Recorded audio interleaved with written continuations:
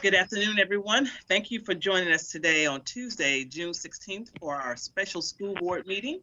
And at this time, I will ask Mr. Carl Persis if everyone will mute and lead us in our Pledge of Allegiance, please.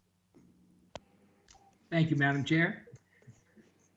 I pledge allegiance to the flag of the United States of America and to the republic for which it stands, one nation under God, indivisible, with liberty and justice for all.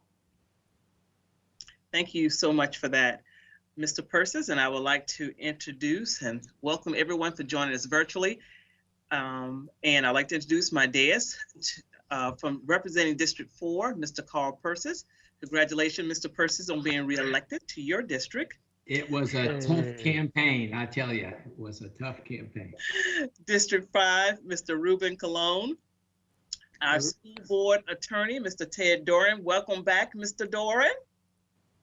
Our agency clerk, Mrs. Erin Lieben. Representing District 1, Mrs. Jamie Haynes. Representing District 3, my vice chairman, Mrs. Linda Cuthbert. Good evening, everyone. Superintendent, Dr. Scott Fritz. Hello, everybody. And I am Ida Wright, representing District 2, your chairman for this year. Items for approval on this agenda are items 4.01 and 6.01. And because this is a special school board meeting, I'm going to turn it over to our school board attorney so that he can lay out the guidelines for public participation. Mr. Doran.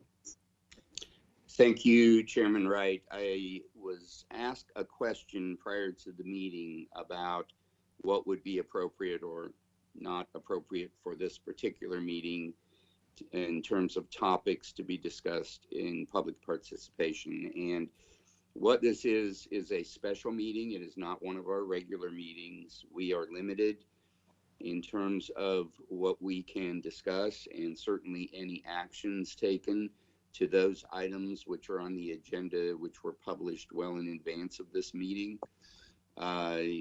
Consequently, we do not have the general public participation section on the agenda that we would have during any regular meeting where people can call and talk about any issue of interest related to public education. We will not have that.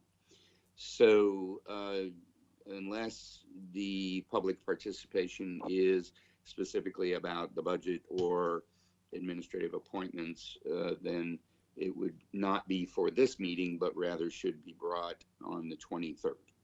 So that's what I have, Chairman Wright. Thank you, Mr. Doran. So for tonight, we will have one public participation, and that will be for board action item 6.01. Superintendent Fritz, do we have any changes to the agenda? Yes, Madam Chair, we do. We'll be adding item 301, public participation concerning administrative appointments, and item 401, the administrative appointments to today's agenda. We'll also be moving item 6.01, the interlocal agreement between the County of Volusia and the School Board of Volusia concerning reimbursement for shelter expenses during disasters and emergencies, to the June 23rd school board meeting. Thank you. So colleagues, you've heard the changes. We will be removing our action item 6.01 and taking that to our next Tuesday's meeting, which will be Tuesday the 23rd. And for item 3.01, we will be accepting public participation as it relates to the administrative appointment.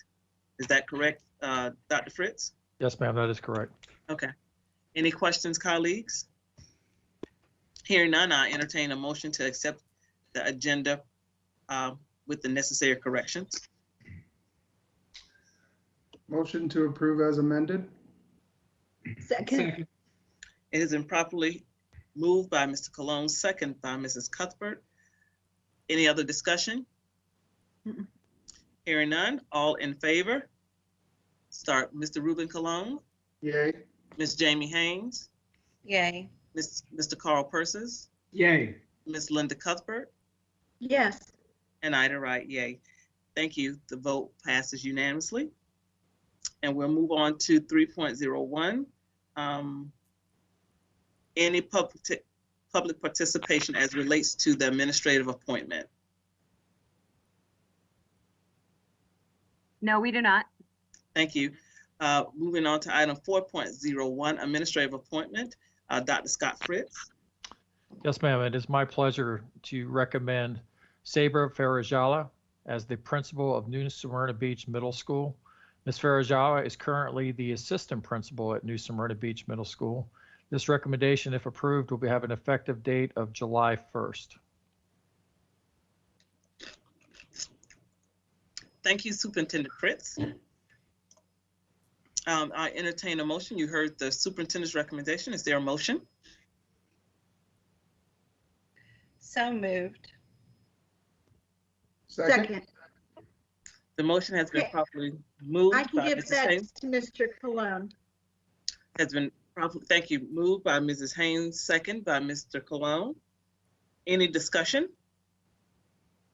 I would like to, Madam Chair, I'd like to congratulate Ms. Farajala to the Stingray team officially. So wish her best luck, best well, especially in these times as kids come back to campus. It's always a challenge for any brand new principal. So wish her well. Godspeed. Thank you. Any other comments? Hearing none, we'll call for the vote. Mr. Ruben Cologne, Yay. Ms. Jamie Haynes, Yay. Mr. Carl Persis, Yay. Ms. Linda Cuthbert. You're on mute, Ms. Cuthbert.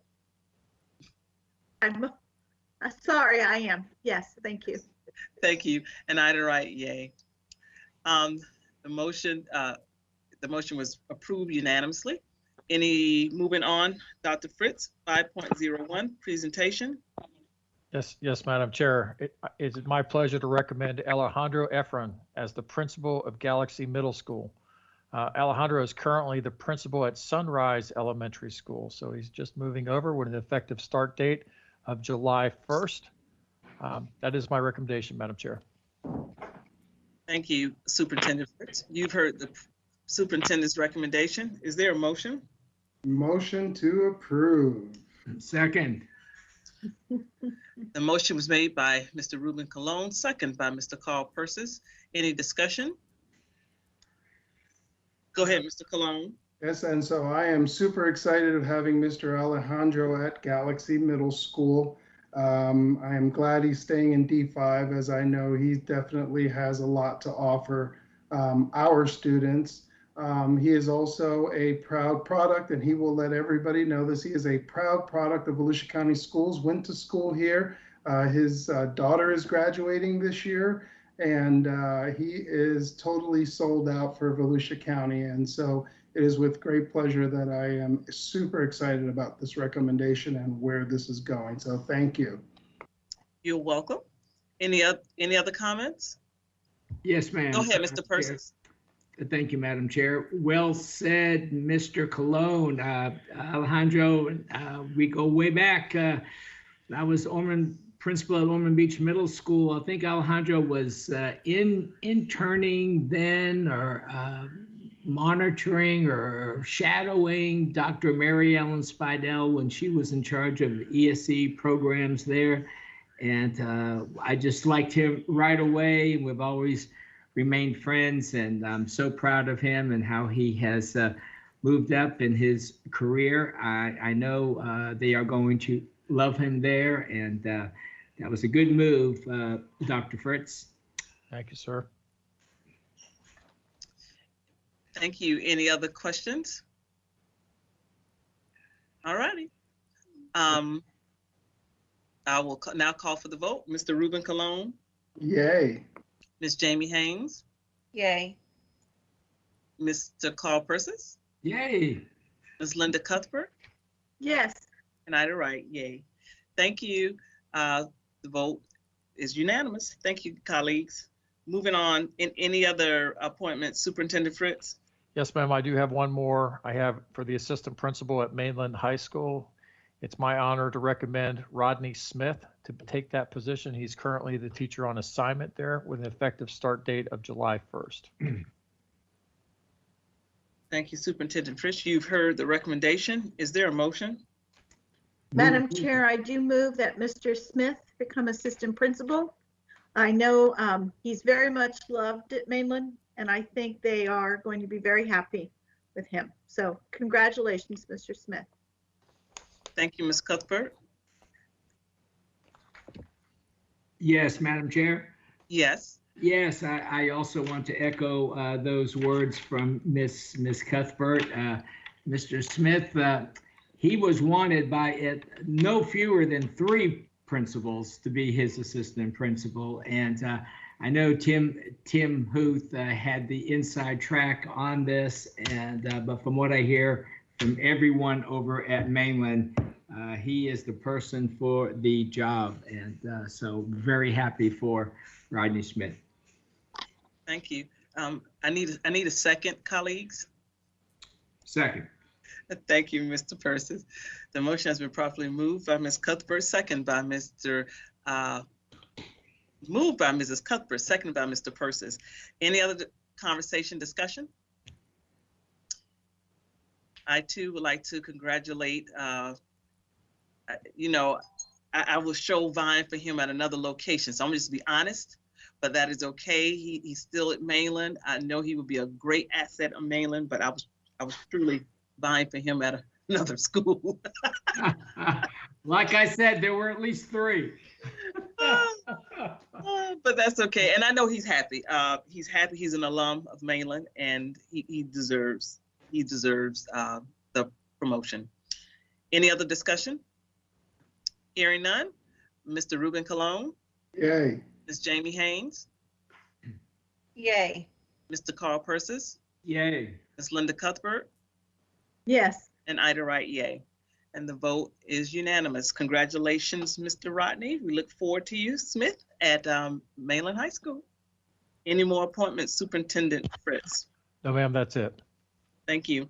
Moving on to item 5.01. Yes, ma'am. Board, as you know, our budget has not been passed yet by the governor, but we do expect that to happen. But as a district team, I'd like to compliment the cabinet members and all of their work with Ms. Mueller. In addition to just going over our budgets, you will see our organization charts for the other divisions today as we go through this. And I'm extremely proud. I told you that when you hired me that we would look for savings within our district first, and that we would streamline efficiencies in the organization. And I think when you go through this presentation today, you will see that there's not a division that has not done that. They've worked very hard. They've looked at every vacancy, every pending vacancy, asked themselves the questions, or is this position still necessary? They've looked at their own budgets and looked at how we can cut this back. As a team, we've come together and discussed this and reviewed it. You will see significant savings, and that's good, because what I'm going to tell you is the projection of what we're going to receive from the state this year is rather bleak. Even with the CARES money that's coming in, you'll see that in this presentation as well. There's still a shortfall, but I want you to understand the work that's gone forward. As you go through this, you'll see it. So I'm going to ask the Chief Financial Officer to come forward, Deb Mueller. She's going to walk us through this presentation. I've asked for our cabinet members that are in charge of their divisions to be available for specific questions should the board have any. Ms. Mueller, at this time, feel free to take it away. Okay, thank you, Dr. Fritz. You can hear me, correct? Yes, we can. Okay. Yes, we can. Yes. All right, great. Good afternoon, Madam Chair, board members, and again, Dr. Fritz. Thank you for that opening statement. We will be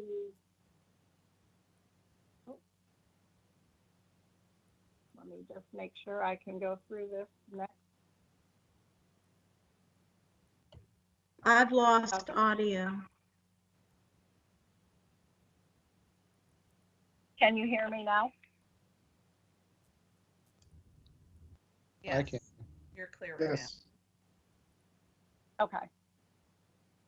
Okay. Yes. All right, great. All right. Thank you again, Dr. Fritz. And we will be going through the department reorganization charts and the tentative budget. As you know, as Dr. Fritz said, we worked very diligently on the reorganization charts and the tentative budgets for each division. I will say that, you know, there will be some changes as we move forward because this is preliminary, and any changes that we do make, we will bring back to you when we present the tentative budget. And then we also will look at the general fund budget projection, and then have any board member questions and discussion. The budget timeline, as I had presented before, we were at the capital fund presentation last week on June 9th. This week we have the June 16th presentation, and then we will bring back to you the tentative budget on July 28th. And then finally, we'll have the adoption of the final budget on September 8th. As we look at the tentative budgets, I wanted to show you just a summary of each division. So we have the school board, and you can see by each department within the division what the totals are for non-salary. So again, this is anything but salaries and benefits. These are all of their functioning operating budgets, as well as any special projects that they have in their department. And you can see this is, again, the summary as we go through, and we'll talk about each one of these as we get to every department. So first, of course, we have you, the school board, and the clerk and the secretary in your division. And this is your organization chart. No changes here for next fiscal year. And this is your budget. We do have an overall reduction of $19,050, mostly because of the reduction in professional and technical. We had an amendment last year for the superintendent search costs, so we've removed that for next year. And then we move into the superintendent's division. So under his division, we have the superintendent, we have legal services, as well as community information.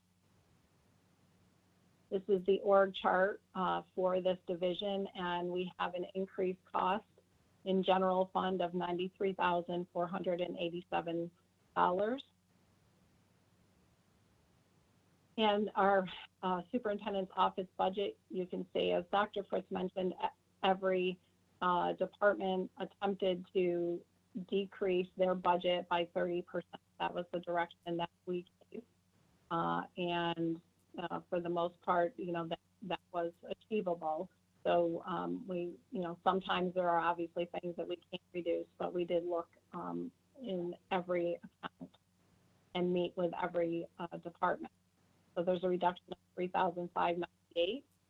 And then we move on to the community information services. And this is under Director Kelly Schultz. As you can see, this department has expanded. We've moved other positions into it and consolidated some operations as it made sense to be under that community information. As far as the non-salary budget there was a reduction of $2,465. And then we move to the Division of General Counsel. We'll have our new General Counsel with the Administrative Secretary and the Paralegal. And under that, we do have an overall non-salary increase of $40,466. As you can see at the top under Professional, Technical, and Legal Services, there's some an increase and decrease there. So when we added the position of Assistant General Counsel last year, we did not fill that position, and we had decreased the amount of outside legal services that were necessary. With the elimination of that position, we do have to increase the amount of legal services that we rely on outside counsel to provide. The legal service legislative liaison project, there is an overall decrease of $4,450. This was formerly managed under instructional services. And in fiscal year 20, we moved it to legal services, and lobbying is now a contracted service. So we don't have necessity for any out-of-county travel or fees, which we've eliminated. Next, we have Human Resources Division, and you can see the different departments and areas within that division. They have an increase of $57,357 in general fund, a savings in capital of $52,207 for a total cost of $5,150. And this is the org chart for the Division of Human Resources. Moving on to their non-salary, we have a reduction of $9,771. The virtual job fairs combined with an earlier hiring timeline allows for reduction in travel costs as well as advertising reduction. The other projects here, we are maintaining the current budgets. Much of those are set by expenditures and or contractual requirements that we have from our unions, and also including fingerprinting for non-instructional personnel, as well as teachers. And then we have professional standards, which was moved from legal to human resources. We have an overall reduction in non-salary of $4,656. And we have one project under there, and that is for required bus driver random drug testing, $10,750. And then moving on to financial services. And we have a savings in general fund of $26,226. I'm sorry, an increase with a savings in capital of $56,219 for a $29,993 reduction. And we did some reorg as well. As you know, our directors were retiring, and so we've reorged a little bit there, as well as the ERP project office. We're reducing a position there. This is our finance org chart. And then our risk and benefits management. Our budget, where we now have payroll directly under budget. And we have an overall non-salary reduction of $5,184. The amount you see for advertising of $6,000, I just wanted to point out to you that that is our requirement for trim advertising when we do all of these budget in the newspaper, which is a requirement. And then moving on to safety and security, we have the Office of Safe Schools, School Resource Officers and Guardians. And just something to point out here, this was previously under operational services. It's now in its own division. And while you'll see at the top this $2.5 million increase, the reason being is that the Guardians are now moved under the Safety and Security Division. Previously, they were allocated to each school that they were assigned to, and so those were in the school positions. When we present that staffing, you'll see that offsetting decrease, and they had an offsetting reduction of $56,915. Excuse me, in other general fund. So these Guardians are, although they're general fund, they're all funded by the Safe Schools allocation. So we have a net department increase of $176,579. And their budget did increase. Part of that is we increased the in-county travel due to adding 3 lead guardian positions. So they will have a smaller chain of command next year when they have three positions that will directly oversee the guardians. And then moving on to the operations division, which we have several within here: facilities maintenance, facilities planning and construction, purchasing and warehouse, transportation, and Schoolway Cafe. Just to point out that we have Schoolway Cafe in here as an org chart, but we don't have the budget because they are federally funded. They have a general fund savings of $1.3 million, and under Schoolway Cafe, their fund, there's a savings of $546,000. Total savings is $1,858,232.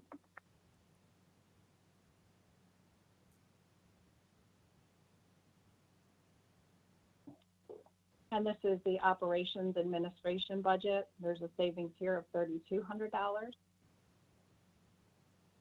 And this is facilities maintenance and operations department.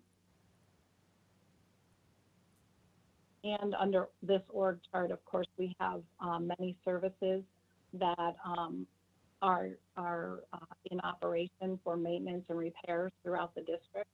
So you can see that as we talked about with the capital funding, that we do have an increase. We've seen a large amount of HVAC costs, and we are seeing that those parts are increasing as well. As some of those are so specialized that they have to be fixed by outside vendors. So they have an increase for next year of $1,632,538. However, they did really work to reorganize, eliminate many positions, and move them throughout the district to be most efficient.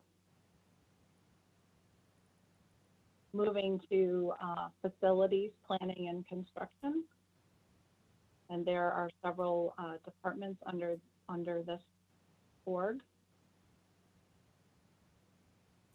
In planning and construction, they have an overall savings of $18,300.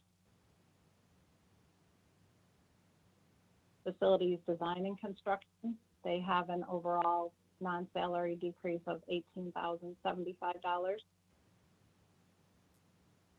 And then in building and inspection, they have an increase of $88,500. Then we move on to purchasing and warehouse. And this is directly under Mr. Aiken as well. And the warehouse services are supervised by purchasing. And we have a decrease in their non-salary of $2,700. And then, as I mentioned, we moved to Schoolway Cafe, which is federally funded, but under the operation of Mr. Aiken.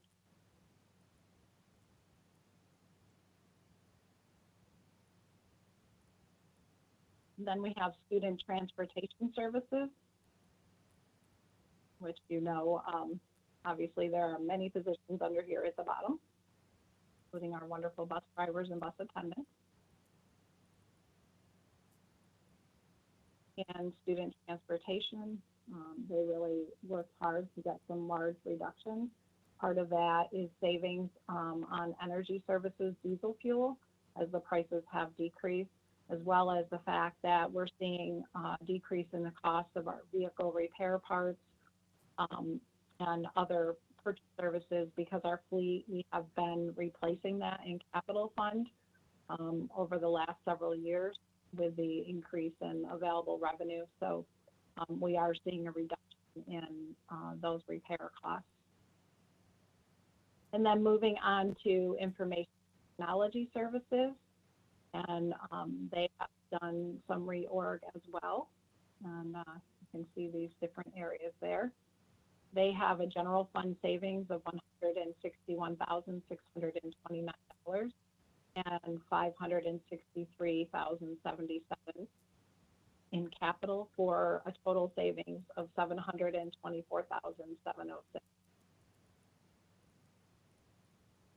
This is the department IT security.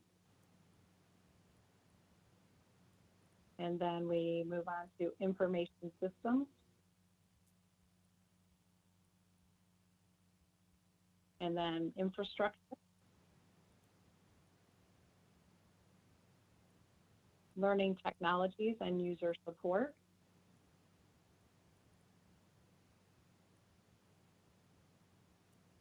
And they have an overall reduction of $1,500,000 in their non-salary.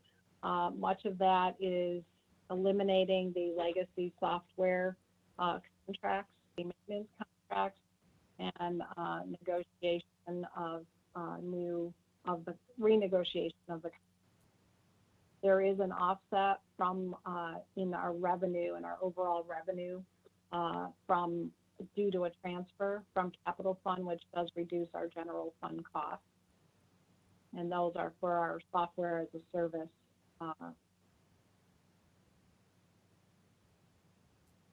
Looking at some other projects, they have printer toner cartridges.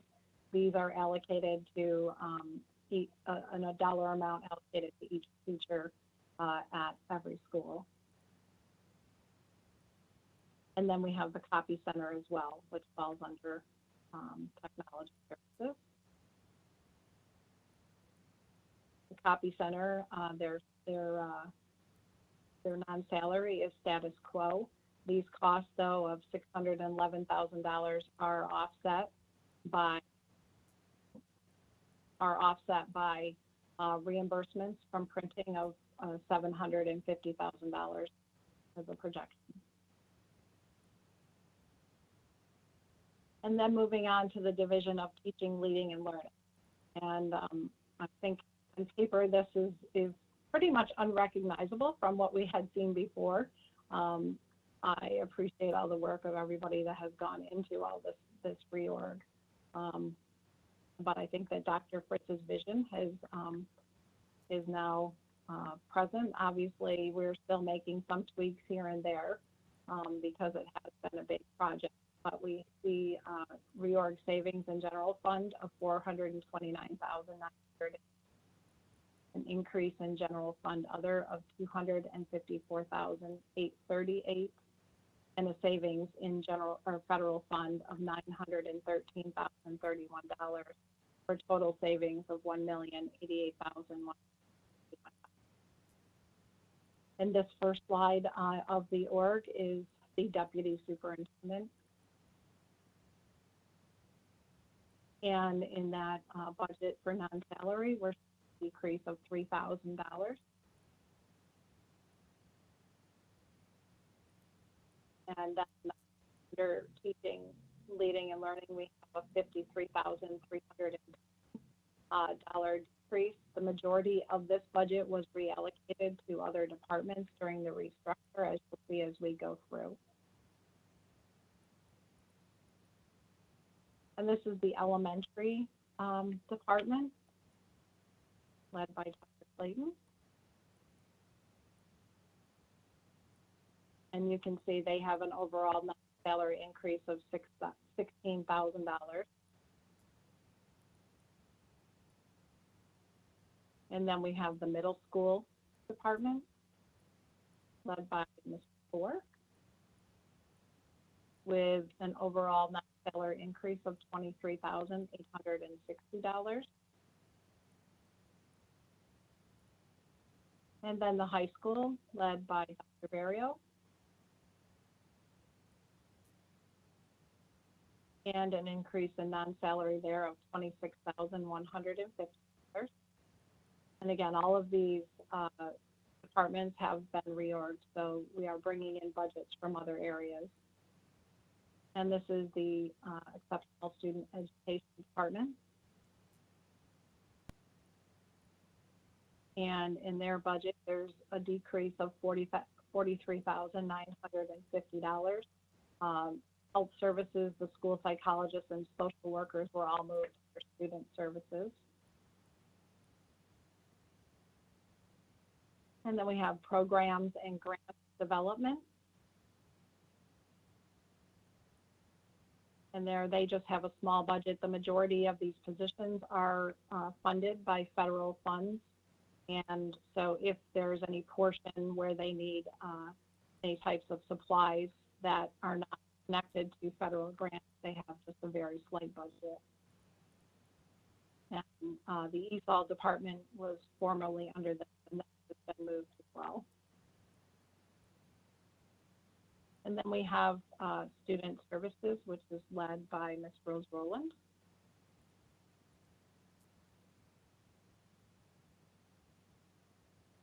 And that has an overall increase of $77,160 due to the restructure.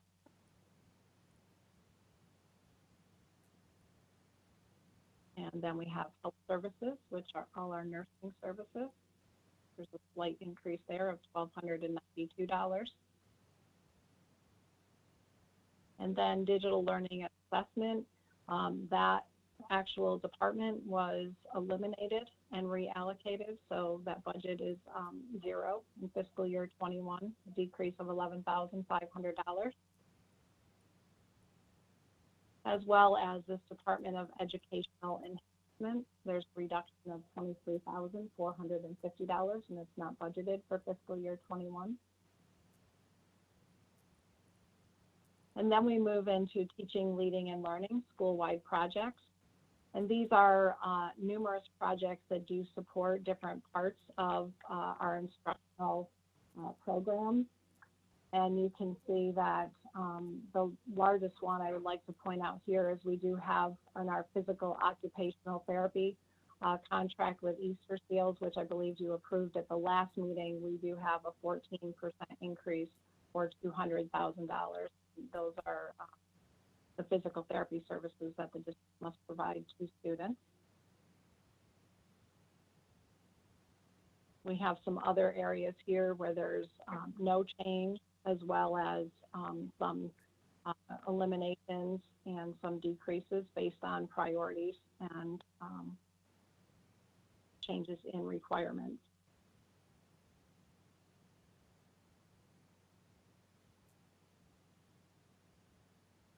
You can see with the changes in secondary and elementary, those budgets are split out into secondary and elementary curriculum mapping.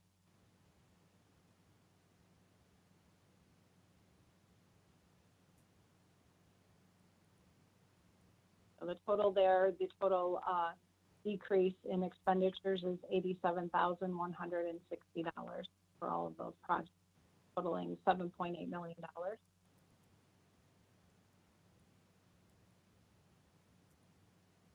And this slide here is actually a summary of the fiscal year 21 preliminary increases in position, increases and decreases in positions. Just wanted to bring your attention to the bottom, and probably a little bit difficult to see. Sorry. But at the bottom we have department. All right, I'll get this. We have totals of savings, and one thing I just want to point out is if you look across the bottom, you will see some increases here in general fund and general fund other. As I mentioned earlier, the guardians were moved from school positions to the department position. So you're seeing the $2.3 million deducted here because there's not a cost increase. So that's an overall savings of $1,549,000.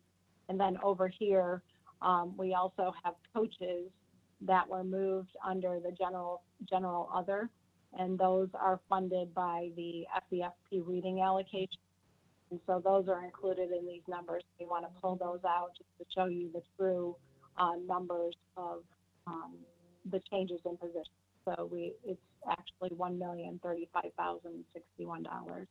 And then you can see federal funds, schoolway cafe, and capital for a total savings of $4.7 million.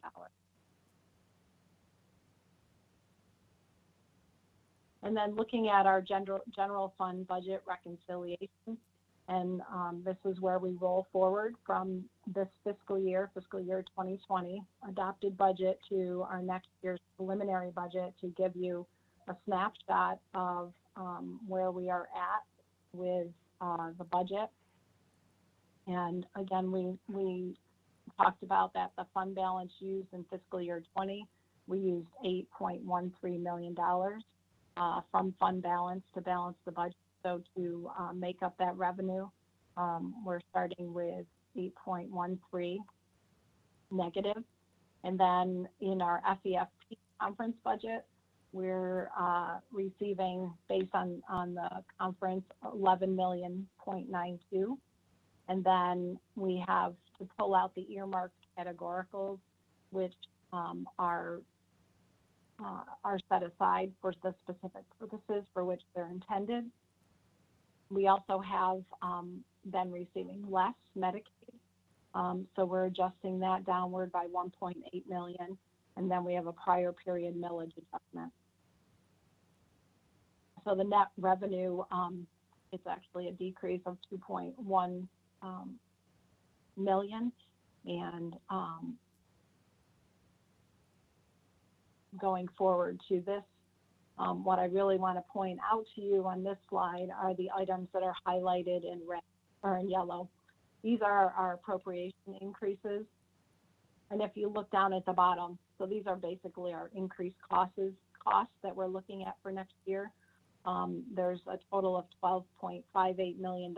So as Dr. Fritz said, as much as we have done to bring our costs into control and make eliminations where we can, this here, the salary increases, this is based on our negotiated contracts. It does not include the SEFP teacher salary allocation that is in the governor's or the conference budget of 1.72 million.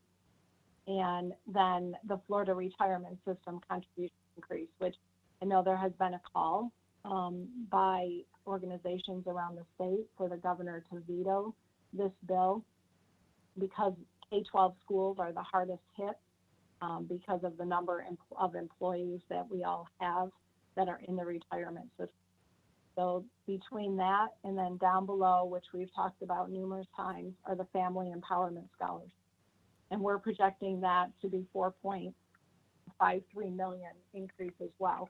You can see as of this 12.58 million, we have over $10 million that is directly attributed to those three areas right there.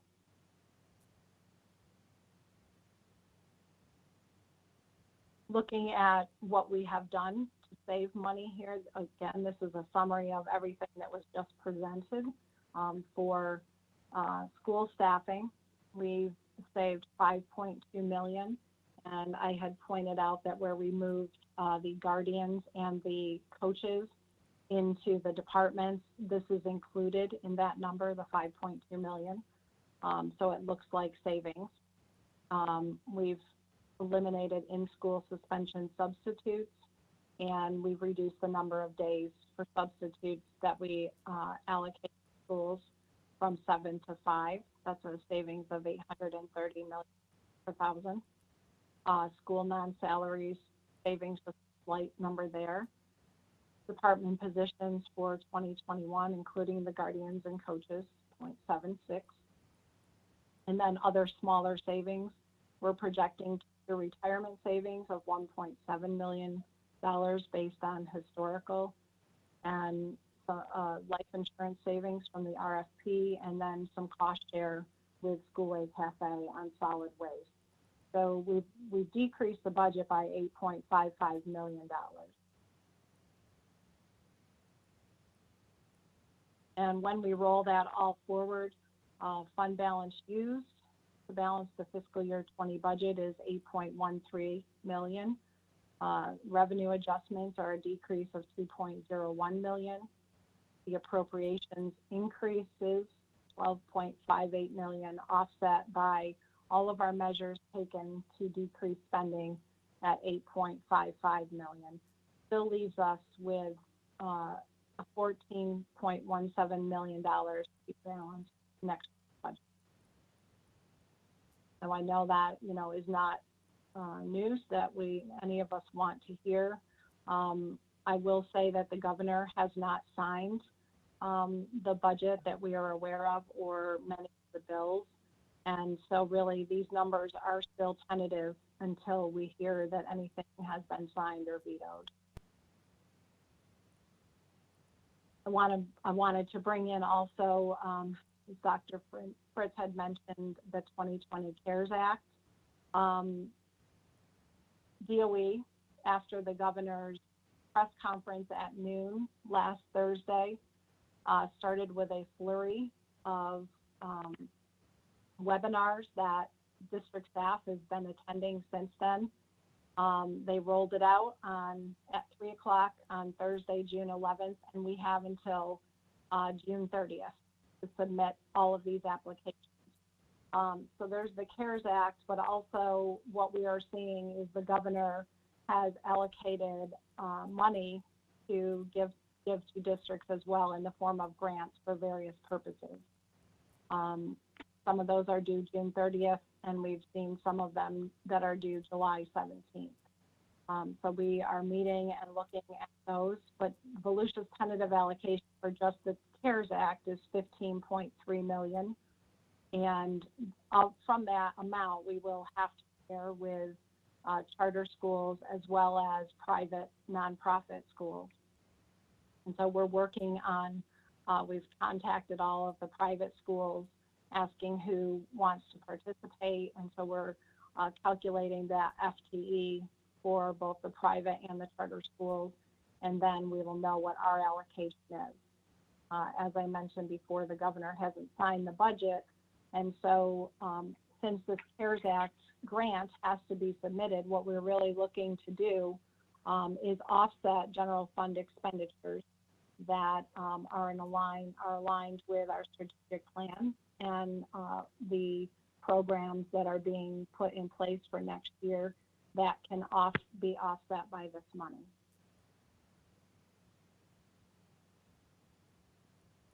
And that is it for that, and I welcome any board discussion that you have or questions.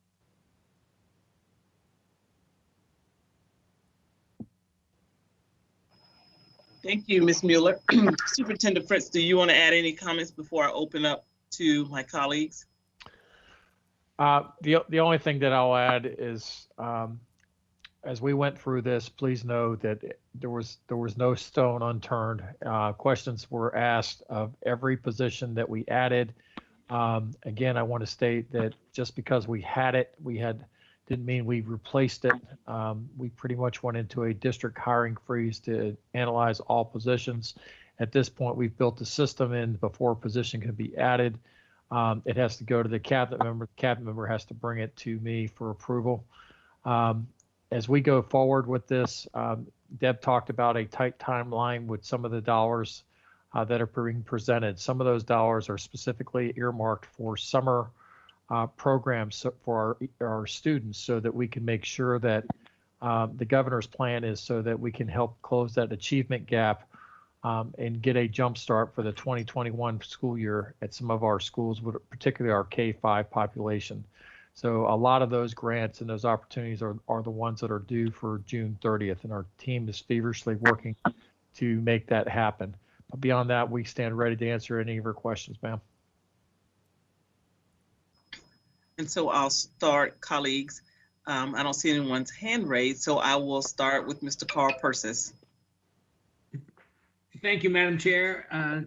Thank you, Ms. Mueller, Dr. Fritz. Appreciate the efforts to pare back wherever you can. And I know paring back is always unpleasant, but I appreciate all the reorganization and everyone taking a look at their respective budgets to make cuts wherever they can. I did want to ask Deb, though, getting back to the last slide there, the CARES Act. Yeah. Do you have any notion? I know we're a little early into it, but how much of that 15,300,000 would either be able to come to the district, or if you do it the other way, how much do you think would be going out to the private schools? Well, we're still looking at, because part of the reason is it's supposed to be, everything was allocated based on Title I, the way our Title I grants are allocated. And so we have got to call every single private school that has indicated they would like to participate. And we've only received their numbers for those in total for their enrollment. So we need to clarify, which we're trying to get an answer from the state, if it is the Title I eligible students, and then we will. But I would estimate that it would be maybe somewhere around $9 to $10 million. 9 to 10 million that we would have. Coming to us, yes. So Yes, that okay. would be. You scared me there for a minute. I thought you were we were giving out the 10 and only going to keep 5. No. Okay, so then let's say we had 10. Then is it your intention then to use that 10 to offset the 14.17 million deficit that you mentioned earlier? Yeah, it definitely, we would look for some of our general fund expenditures that do support our instructional plan. We also have been collecting, as you know, costs of supplies. We had overtime where we had to call in staff during the initial emergency. We had bus drivers that drove buses to distribute meals. All of the school lunch, the school lunches that were served, that all falls under school lunch, so we can't be reimbursed for any of that. But we're also looking at the reopening plan and trying to project what expenditures we'll have for that as well. The other thing that factors in here is some of these items can be submitted to FEMA as a project, and so all of our PP&E can be submitted to FEMA. The state and federal portions totals 87.5%. So the district will have to fund the other 12.5%. So I would anticipate that some of those expenditures will have to be funded by the CARES. So that is part of all of the information that we are pulling together. Thank you. Deb, can you tell me, is this budget that you're presenting, is it based on the state's budget that was passed by the legislature and has not yet been signed by the governor? Yes, that's correct. Okay. Thank you. I do not have any further questions. Thank you, Madam Chair. Thank you, Mr. Persis. Ms. Haynes? Thank you, Madam Chair. So, Deb, my first question has to do with slide 88. And on that slide, it says warehouse increase due to Schoolway Cafe for just-in-time ordering. I know that when we met to talk about this, I thought that there was going to be a savings for Schoolway Cafe by going to just-in-time ordering, but yet I see there's an increase.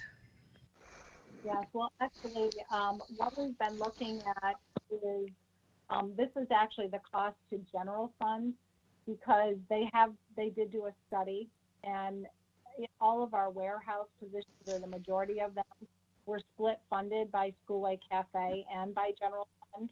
And what we're finding is, as they're scaling back and decreasing their inventories, there is less time involved by Schoolway Cafe that's attributable to those positions. So what we need to do is move some of that percentage over to general fund. So general fund is going to have to absorb some of those positions or parts of them. And then we also will see a reduction or some of those positions moving after January 1st, once Schoolway Cafe has completely moved out of the warehouse. So there is a slight increase in it, and just to quickly answer your question, is it's due to the shifting of action to be attributed to school life. Okay, so if I understand correctly, we are moving to the just-in-time ordering, which means the shipments will go directly to the schools. But we were paying for part of the warehouse personnel with the Schoolway Cafe, and they're not going to pay for that, but we were paying for it because they were helping with getting the food out to the schools. So we're moving their job roles into other areas where we need them. Yeah. I think there's at least one position that's eliminated in the office, and then there are other positions that are being absorbed, because the other thing that the warehouse staff will be doing is they will also be going to Olson, and their positions are listed there when they pick up the maintenance orders and continue to distribute around the district.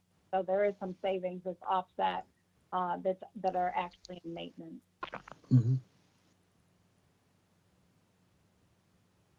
Yeah, this is Greg. If you don't mind, real quick, Ms. Haynes, the savings is really going to be in federal dollars for Schoolway Cafe. And like Ms. Muller mentioned earlier, we have a couple positions that were deleted out of the maintenance warehouse, and then would be picked up by our purchasing warehouse staff to be able to deliver supplies from that warehouse out to job sites or hubs.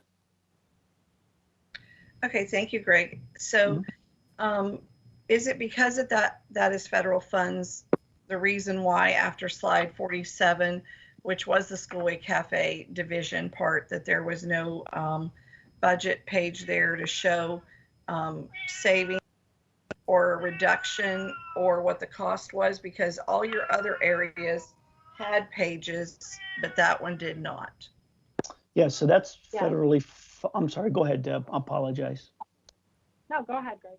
No, I was just going to say the Schoolway Cafe is federally funded, and we do show savings in the federal budget, and I'd be more than happy to share their budget with you and show you where the savings are. It was just not presented in this general fund presentation today. Okay, and that's fine. I just, because everybody else had a page and they did not have a page. Right. So my next piece is about the CARES Act. You know, my feeling on this is that we cannot treat that funding as if, you know, it's going to be there every year, because it's not going to be there every year. In order to, you know, my thought is we have to be very careful with it, and it has to be for the things that we had to expend that we did not expect, and or, you know, things that we may have to expend coming up. But I don't see, you know, banking on that 15 million as, okay, we've got it and we can, you know, let's just, you know, let's hire staff using it and all of this, and then we're further in the hole. Because it doesn't sit well with me that we can't balance a budget here. And I understand the governor's not released it, but, you know, I've been stating at each board meeting, what the governor does release is going to be based on the sales tax revenue, and our sales tax revenue is down because we were closed, you know, or a lot of establishments where we would raise the sales tax revenue were closed, and we're still not even fully opened back up. And I don't think people understand clearly that the money is generated based on the students actually, you know, attending school and being in one of our schools. But that money also that is generated comes from the sales tax revenue. So I think I'd like a clearer plan when we know for sure that that's what we're being allocated and the portion we're receiving versus what's going to charter or private. And I'd like to see how it's being spent to ensure that it's not something that would be reoccurring funds that we would then have to find somewhere else next year. But otherwise, you know, I do want to say that I appreciate those that took this very seriously, looked for areas and ways to save. But I don't think we're finished yet, ladies and gentlemen. I think we're going to have to find some more areas of savings in order to be fiscally responsible with this coming school year. But thank you. You're welcome. Thank you, Ms. Haynes. Mr. Cologne?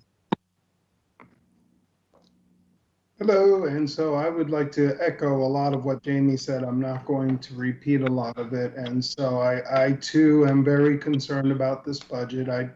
If we don't have the money, then we can't spend it. I realize that, this is not finalized. This is an initial conversation. However, there are lots of variables in the next school year that we can't even imagine. And so, like Ms. Haynes said, I don't think we're done. I think that there are areas that we're going to have to look at and make some real serious decisions. As the unknown is just, we don't know what the start of school is going to look like. We don't know what enrollment's going to look like.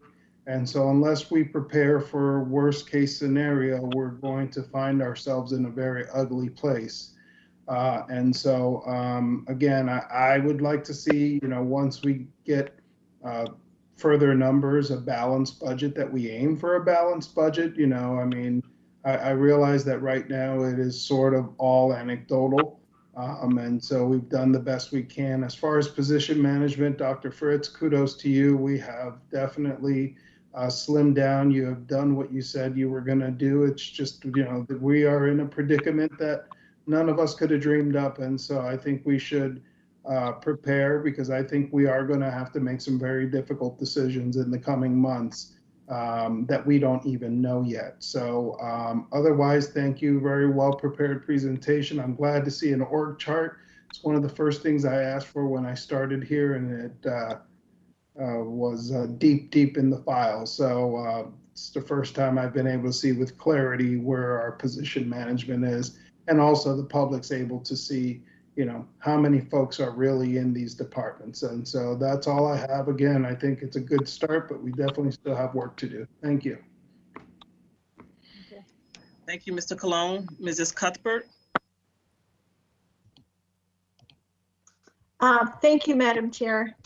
I would like some, transparency for the public's position. Mr. Aiken, I do know that we have a 1.5 millage for capital, correct? Yes, ma'am. Mm-hmm.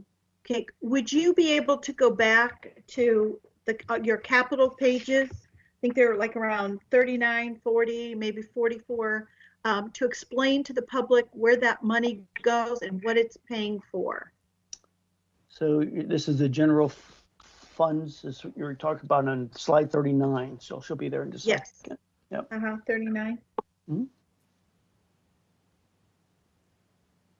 So while she's getting there, from a maintenance standpoint, just over 50% of that maintenance budget is spent on HVAC systems. So some of the staff we have currently now, they're not certified or qualified to work on our HVAC systems. So you want to back up one more, Deb, if you don't mind? So we can go, is that the first one? Yeah, that's right. So that's the org chart we currently have now, and this is our budget. So when we started looking at our budget moving forward and looking at the failure rates that we currently have, you look at professional and technical services, and we're increasing that by $605,000 because of the issues that we've had this past year, and the emergency chiller units that we bought and had to purchase and those type of things. So HVAC is a large portion of the maintenance budget that we need to definitely capture for this next year coming about. So you have two of those lines. So the other one, and that the professional and technical, is for outside companies to come in and work on our chiller units. The maintenance and repair, you see $616,000 is actually the increase on the parts and pieces that we have to purchase to repair our DMX units and some of our chiller units that are not under current warranty that we can repair. For example, pumps, those type of things are valves we can purchase and repair internally that we try to do. So some of those are the two largest ones, which is just over $1 million, $1.2 million. And so there's where you're seeing the increase there. We did a slight reduction on our supplies, but we're still looking at increases on energy management, diesel fuel, and gasoline. Those are going to be there just based on different projections that we're looking at, a number of vehicles we have on the roadway moving forward. So there's where and some of the other items that we're going to be purchasing from maintenance would also be some carpets and some of those things that we projected out. Also looking at painting, we're trying to bring our painting years of service of painting, which is 19.5 years now before we get back to paint another school, trying to bring those numbers down a little bit too, so we can start repairing our schools as we need to.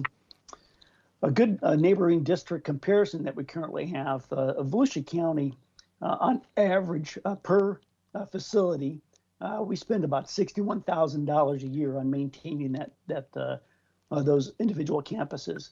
If we look at our surrounding district, for example, Lake County spends $151,000 per building or school site. Osceola $238,000, and Smyrna County $258,000.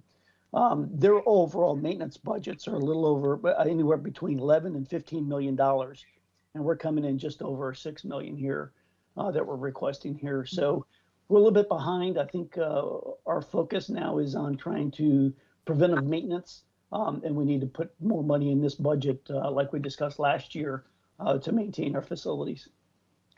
Okay, and all that is paid for that 1.5 millage, correct?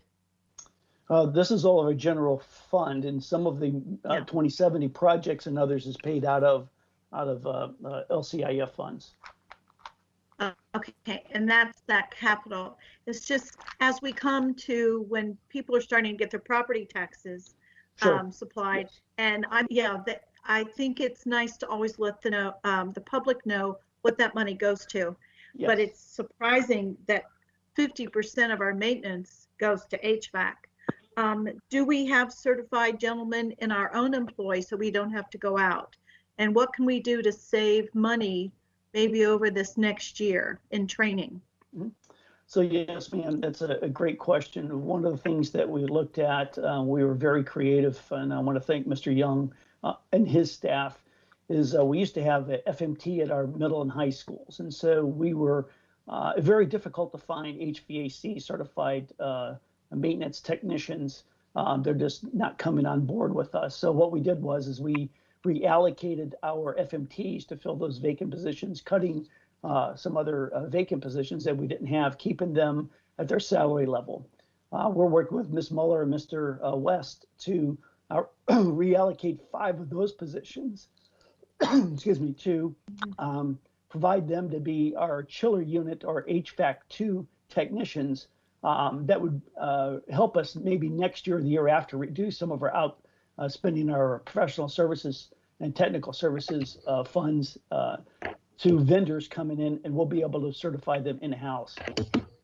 Some of the money we were looking at is providing professional development for them, sending them to the actual manufacturers to get certified, and then we can do our own maintenance in-house, saving us money down the line. Yeah, it's so expensive. And then also just to be able to, it's hard to compete with private industry for that specified skill. Now, I have a question.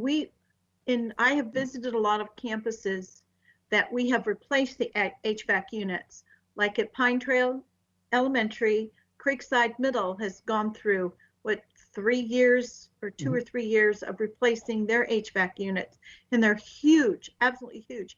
I've seen it's almost a whole, you have to set aside a part of an acre just for the HVAC units that we just had put in at Chisholm, and I know it's going in at George Marks as well. When we invest in those units, does it save us money in the long run for repair? So it does in a life cycle. It lasts a little bit longer than DMX units, but they're more expensive to maintain in the long run. It does save us in energy costs as well. So because you can actually cool a large area, for example, the media center, the cafeterias, and the gymnasiums. with a chiller unit a little bit easier, less, and it does save us money from electrical standpoint. When we get into the maintaining part of that, what's unique now, the new units that we've been putting in for the last 5 years, we actually go out and one part of the bid is to have a 10-year warranty on those units. And so that's been helping us as well with these units. If they do go down that are brand new, it's under warranty currently. But in the long run, we're going to be looking at our own technicians to be able to repair those down the line. But Okay. yeah, moving forward, ma'am, real quick, we do want to do a hybrid. So we want to use DMX units and we want to use chilling units as a hybrid, and which will save us money down the line. Okay, thank you. Can we go to slide 58?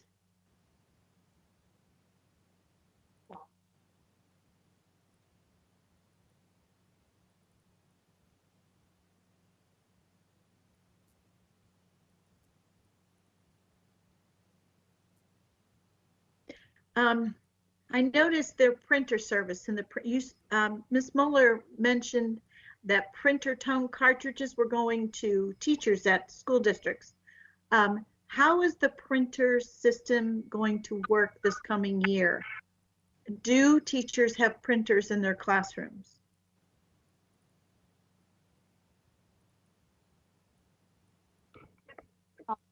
Mr. Griffin, do you want to talk about that? Yes, Ms. Cuthbert. I have not even attempted to go down the printer topic yet at this district. I was just about to get very familiar with it, and then the pandemic hit and we kind of went remote, and then it wasn't a priority anymore. That is something I have to look into because I know, I don't want to say I know, I've heard there is a little bit of back history with printers in classrooms and so forth and so on. So it is something I want to get warm and cozy with to figure out what happened, where we're at, and how we move forward. Okay, as long as teachers, when they walk into their classrooms, they know the score. They know what's what. They know what's expected. Even if it's bad news, I'm sure they'd like to know the bad news ahead of time and where everything is so they can get to the business of opening school. So thank you. I really appreciate you addressing that issue because I know it definitely will come up. So thank you very much for this slide. Can you go to the slide before, Ms. Mueller? Thank you, Mr. Griffin. Thank you. I noticed there's a huge increase in information technology service, professional and technical. And it's not just this one. I've noticed that different departments either have great reductions or they have great increases.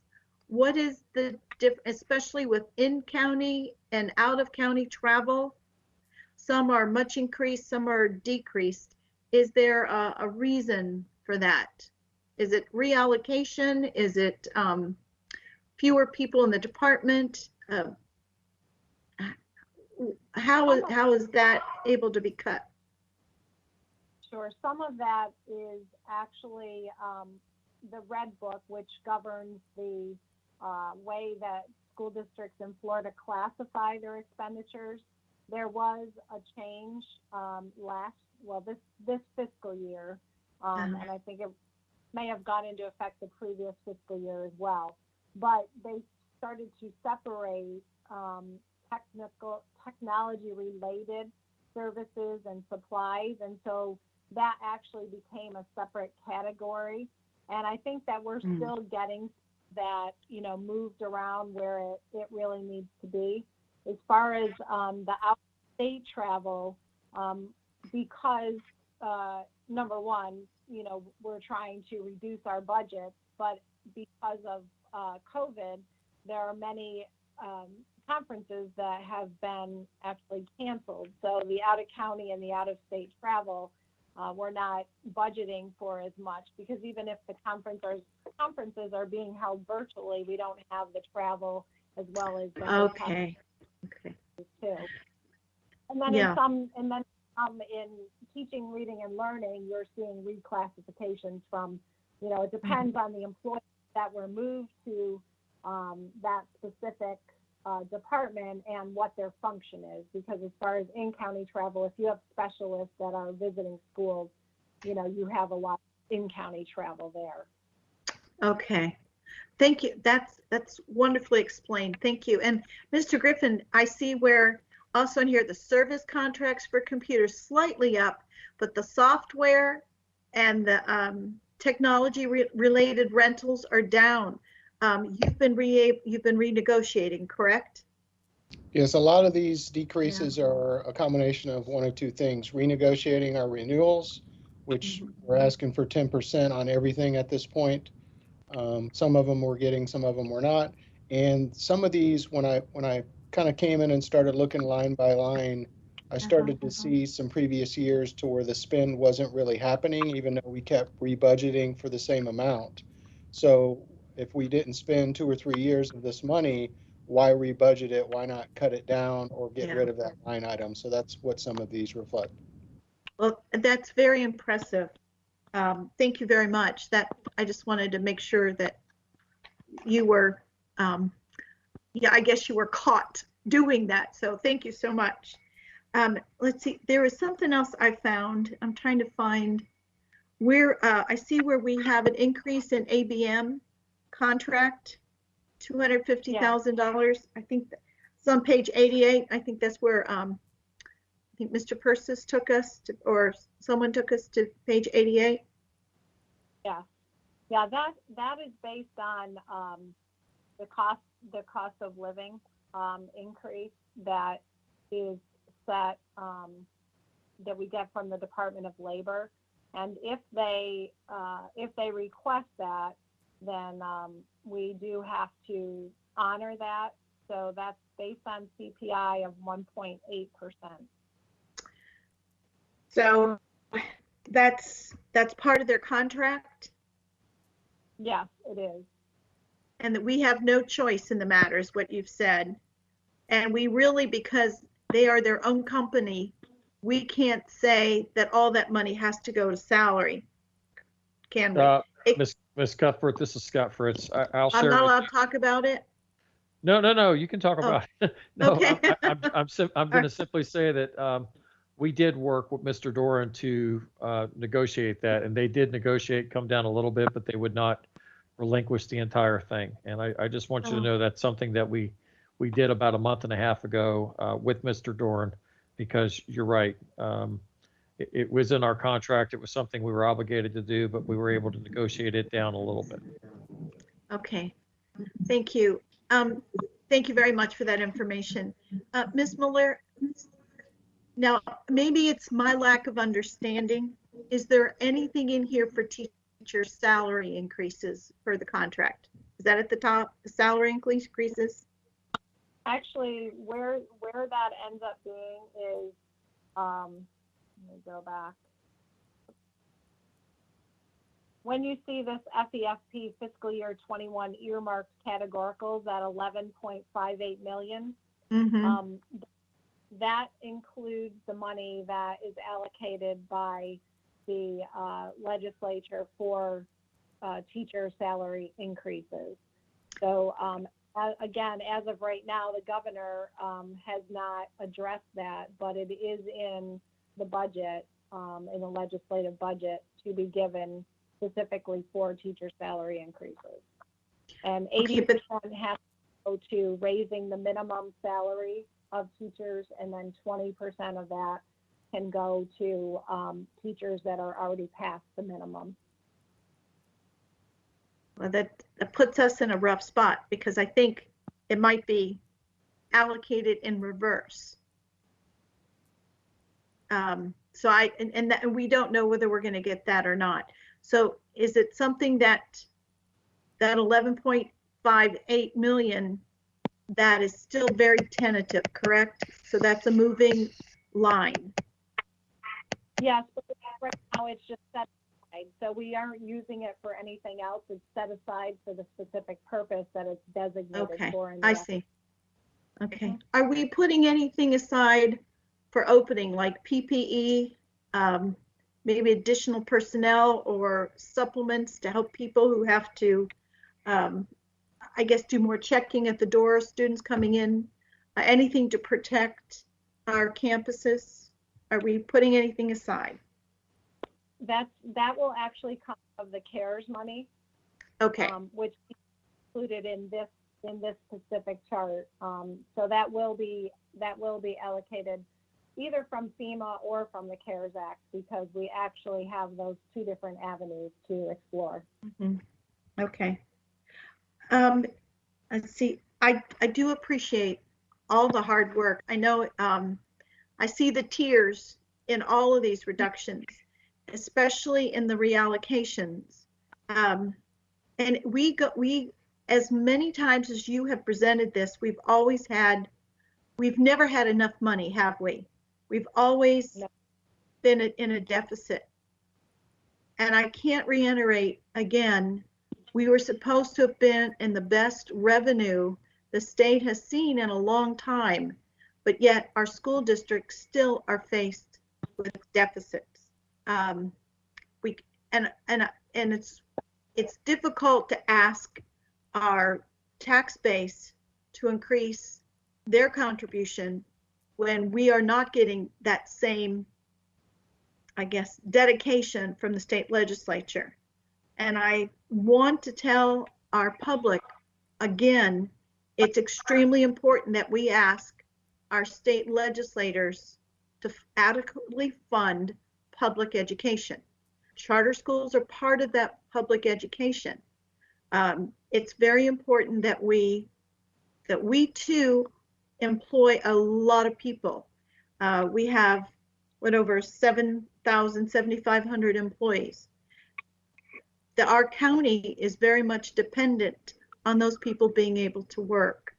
I appreciate it. This has been so difficult, and I know everybody's been working on it for quite a few months. I hope we get out of this. I know we will get out of this. I know it will get better. I'm just hoping for one day we will see a budget that we can balance and not have to cut, and still be able to give comfortable salary increases to our employees who deserve it so very much. So thank you very much. Thank you for this presentation. Thank you. It's very hard to swallow, I know. Thank you. Thank you, Ms. Cuthbert. My colleagues did ask all of the questions, but I have one. So where we're seeing the reductions, is that due to some of them, especially when it relates to travel, because we went to a virtual environment? Is that what actually aided in some of the reduction? Yeah, not so much because, you know, the virtual conferences for sure. And I also believe that we are using, you know, Teams more. I mean, I think that from an administrative standpoint, I think that, you know, this has taught us that we really can accomplish a lot. And I think we were already doing that. I think that people were using Teams at the district level, and we were trying to do that with principals, you know, meetings and APs, and so that you would have Teams meetings versus travel. So I think that, you know, we have seen that reduction. But yeah, if there's virtual conferences, you know, I can't go into all of the details in each department, but I know that many of the fall conferences have been canceled. And so they're either canceled for good or just offered virtually. Okay. And so based on COVID and many other factors, in your opinion, and I know I'm asking you for a crystal ball opinion, what percentage of our budget do you think will be impacted next year? By COVID itself? Just the world as it is today. Well, I'll tell you the areas that I am really worried about. Obviously, you and your colleagues talked about it last week, the impact in virtual learning. Those students who, you know, or parents are unwilling to return to school, or they like the virtual model. I'm worried about the enrollment and how that will affect our employment. Obviously, you know, if students go to Florida virtual versus I think the final outcome as well of how we do all brick and mortar, blended or virtual, I think that's going to affect our revenue as well. I do think, that we'll see some savings possibly just as we have right now in the spring, as far as, electricity and things like that. We're obviously not traveling as much between locations because we're not doing as much personal. But, I worry if something doesn't happen with the legislature after the November elections, I worry about the impact that will affect the following year as well. So I think that we have to be very careful, and we can certainly bring recommendations to you on cuts that we can make to balance the budget. But it will be painful. And as soon as we get the CARES Act grant done, then I think that, we'll have a better idea of what place we're in and what we would really need to recommend. I think, I'm not sure exactly who pointed it out, but, we do have to be careful that we're not funding, we're not adding positions that are being paid for out of the CARES Act that are recurring. So we certainly would only look to fund those that we have to and take advantage of many avenues of grants that we can. Okay, you're right, because we don't want to get in trouble about supplanting. One thing, just as far as planting, I just want to note that the CARES Act does not have that restriction of supplanting. Oh, good. Okay. Yeah. Okay. All right.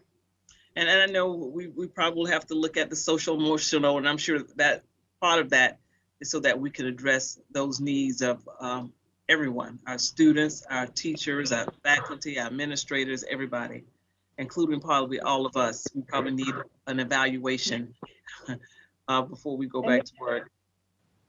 Mrs. Rowland and are working on that. Okay. Thank you, Deb. You're welcome. I echo the rest of my colleagues. I see Mr. Persis' hand. Go ahead, Mr. Persis. Thank you, Chair Wright. Great questions from all the board members. While I was sitting here, I had a person text me concerning, Deb, the cell phone amounts. Can you go back to that? I guess that page where it shows at the end how much each department, like telephones, and it says, yeah, you had it. Just go back, the one before, and it says 0.14 by telephones. You see that? Yeah. Is that meaning $140,000? Yes, it is. And it just seemed like I just did a quick add of all the cell phones amounts on the previous slides, and it didn't even equal $140,000. Of course, I was doing it quickly, and I'm just estimating. But unless there's something I really missed, or I missed the decimal point or something. But I don't mean now, but maybe later you could just double check that just to see. I will, and actually, that's something. Cell phones is something that we've actually been talking about, and I want to. I have a list of all of the current cell phones because one of my concerns is with all of the reorg. That we're capturing everything in the right places, that we're charging them to the right funds. So for instance, if an employee is funded federally or they're by Schoolway Cafe or Capital, that all of those are being captured in the right places. And Ms. Griffin and I have certainly, this is a subject of us looking at this and trying to see where we can find savings. So I just want to reiterate that some of this is preliminary, and we anticipate that in the next month we'll be refining some of it. Yeah, especially in that cell phone area. I mean, it's a good time, and I know Clint's been trying to do this, but to reduce costs and renegotiate and get the best contracts that we can. Yeah, great. That's good. Thank you. And thank you, Madam Chair. Thank you, Mr. Persis. Mr. Cologne and then Dr. Fritz. So I guess this question is for Dr. Fritz. Have we looked at putting additional resources in this budget for what will be the online school? Not just student allocation, but the guidance counselors and all of that it's going to take in order to ensure that, because I was reminded of the importance of this when Ms. Muller mentioned the decrease in student enrollment. And so as you and I have discussed in the past, ensuring that process is as seamless and easy that a parent can simply say, I want my child to do virtual, and that we put all hands on deck in order to ensure that it is a amazing customer service experience, that we answer the emails quickly, because, again, that's a little bit untraditional to what we normally prepare for, but unfortunately, that's something that department's going to need tomorrow. So have we put any thoughts behind that? Yes, we have. I want to be cautious on that, and I hear exactly what you're saying, because you're right. We want to make sure we can ramp up to the needs that are coming in. And Dr. Balgobin and I have been talking about what it is they need to keep going. But it's one of those departments that we want to add as the student need becomes obvious to us, and the enrollments in those courses. Because as we enroll students into virtual, they are going to be leaving brick and mortar. So rather than double add positions, we will be adding those positions as those enrollments occur.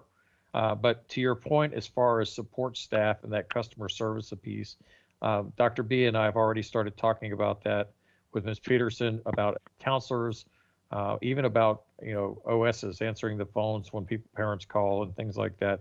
So that one will be addressed immediately. But rather than just add, so if I can give this as an example, rather than just speculate that I need to have 3 language arts teachers there, well, because it wouldn't be fiscally prudent for us to just add 3, as the numbers start to increase and parents start to go make that choice, then we will add a teacher at a time, so that we can make sure, because remember, as we add, other schools will be losing. And there will be an expense, because there won't be a pure loss. You're not going to have, just for example, enough kids to leave from Pine Ridge to go to grade a teacher at virtual. So as a district, it is going to cost us some money to get this virtual up and going and to run properly. So point well made, but just know that we are looking at the support system now and how to support that virtual learning. And while I have the floor, if I could just address the cell phone issue. We just had this conversation. It's fortuitous that we're working through our strategic planning and our strategies. I'd like to tell you that one of our goals is really about operations and efficiency. And Mr. Griffin is looking at cell phones. He put out an email today stating that all those requests for cell phones must come through a cabinet member. And we're even going to analyze, and people get very touchy, and I want the board to know that. People get very touchy about their cell phones. But we have to analyze the level and the responsibility of why a person needs to have a cell phone, and reanalyze that, much like we've done with our positions, so that we can go back and really make sure that those that need to have that device really do. But if someone doesn't need it, or a position doesn't need it anymore, then we eliminate that expense from the district. So thank you. And so, Dr. Fritz, just to tag on to that, I can tell you in my organization, and mind you, I am on the phone all day long, they re-looked at cell phones, because the reality is that at one point we were getting stipends because they were helping pay for, the use of additional text messages and minutes that you may use on your personal device.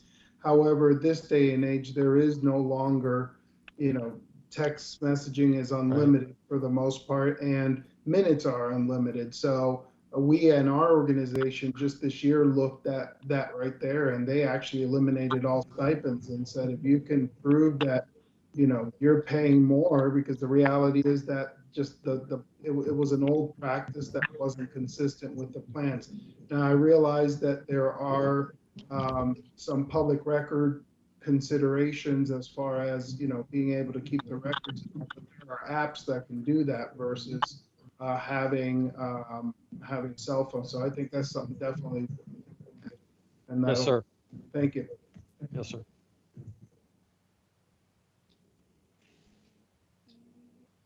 Thank you. Go ahead, Ms. Cuthbert.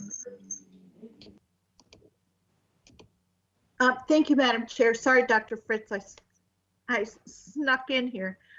Ms. Mueller, have we gotten all of our reimbursements from past expenses from hurricanes?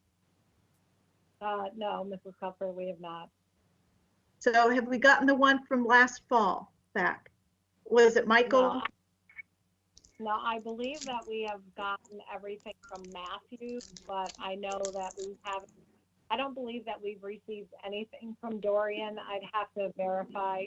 But the one before that was, I'm sorry, I'm drawing a blank. One was Michael. Wasn't it Michael? Or was it Matthew? Oh, Irma. Oh, Irma, Matthew okay. And Dorian. So Irma, I know we have gotten some. And then Dorian, I don't believe that we know that. I think that the review that. Okay. I just thought that was a nice tidbit. Thank you so much. Thank you, Madam Chair. You're welcome. Well, was that Greg or Dr. Fritz, one of you? Yeah, that was Greg. I was just going to say, Dorian, we didn't receive anything yet. We're still finishing up some projects there. We did receive for Michael wasn't our. We got it from Irma already, so she was right on. But Dorian, we have not. Thank you. Thank you. Any other comments, questions, colleagues? Hearing none. Superintendent Fritz, any final thoughts? No, I just want to thank the board, and I wanted to say that you're absolutely right that this is the first go around, that we will continue to look at this. I promise you that as numbers become harder, we will absolutely be looking at areas for us to save. You know, for the general public, again, I think you have to hear something several times to really understand that. Ms. Cuthbert started talking about that, but the FRS and the family empowerment dollars are really hitting us hard. And so as a district, and that's going to continue, there is less money given to Volusia now than there was in 2007. And for us, that's just a new challenge. We have to keep finding ways to save money. And I want the board to understand that the entire team knows that this is our, don't want to say it's our first crack, but because we've been working on this since February, but we understand it's not our last crack either, that we will continue to work and bring back updated information to the board when the budget is passed on additional savings. Thank you, ma'am. Thank you. Colleagues, any other questions, comments, concerns? Madam Chair, I'm on the Value Adjustment Board. I represent the school district. Our meeting is in July. I think it's July 8th, that first Monday. Let me check. When we will all gather in the county room, it's July 6th. And I think that's when we certify the tax rolls. That's our first meeting. No, it's the third. Yeah, it's the 13th of July. That's when we meet. We have our first value adjustment organizational meeting, and then we start meeting when people receive their property tax bills. So, and a lot of people don't quite know what the Value Adjustment Board is. This is where, when the county receives, when they receive all the taxes that people pay, their property taxes, the real estate, real taxes, as well as corporate and private taxes. There's a board set up with 5 members. One is based on citizen, one is a small business. There are 2 county representatives. It's Billy Wheeler and Barbara Gertman right now, and one from the school board. We represent all the entities who receive, we are beneficiaries of the property taxes. And so we're the ones who certify the tax rolls. to make sure that if people object to their property tax bill, they go to a mediator. And if the mediator says, too bad, so sad, they can appeal and go to our board. They can come before the Value Adjustment Board to say it's either too high, mostly it's too high, it's never too low. So I just wanted to let the public know, because most people don't know that this Value Adjustment Board exists, but it is their appeal. And the only way if we come in and say, I'm sorry, but we agree with the mediator, the last recourse is the court system. So when people start receiving their bills right after Christmas, there is that ability to object, to contact the taxpayer's office, the property tax appraiser's office. You can appeal, go to mediation, and then if the mediation doesn't work, you can always come before the Value Adjustment Board. So thank you very much, Madam Chair. Just a little public service announcement. Not a problem. Madam Chair. Yes, go ahead. Yeah, I just wanted to say I appreciate Ms. Cuthbert making those comments. When I was on the Volusia County Council, I served on the Value Adjustment Board for about four years, and one of the misconceptions people have sometimes about the board is it's not the place you go when you think your taxes are too high. If your taxes are too high, then you go in and you complain to whatever government agency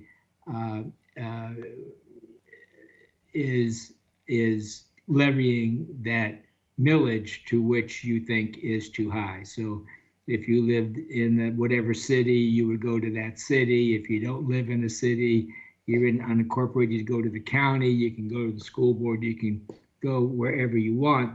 But the Value Adjustment Board is mainly about assessments. If they think their property was assessed too high, and Ms. Cuthbert, I'm sure you have already had some experiences where somebody is saying that his assessment is much higher than his neighbors across the street, and you and I know what the reason is for that. It's when you purchase the property. So anyway, just another little thought about the Value Adjustment Board. Thank you. So we're at the end of our meeting, so I'll go around and allow each of my colleagues if they have some closing statements, and then we hear from Mr. Doran and close out with Dr. Fritz. I'll start with you, Mr. Cologne.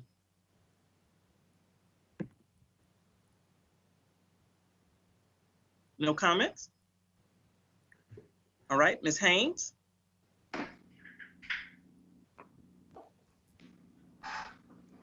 Any comments, Ms. Haynes? Okay. Mr. Persis? Yes, ma'am. Any comments? Any closing comments? Okay. Yes, ma'am. Yes, oh, ma'am. okay. I do. I'm sorry.